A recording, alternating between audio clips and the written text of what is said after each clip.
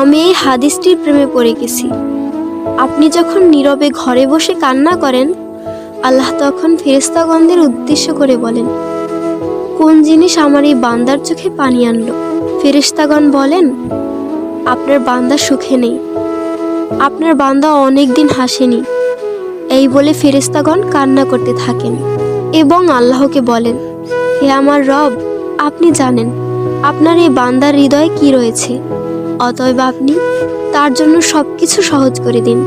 আল্লাহ বলেন, আমার এই বান্দা এমন কিছু জীবন থেকে হারিয়ে ফেলেছে যা সে অধিক ভালোবেসেছিল।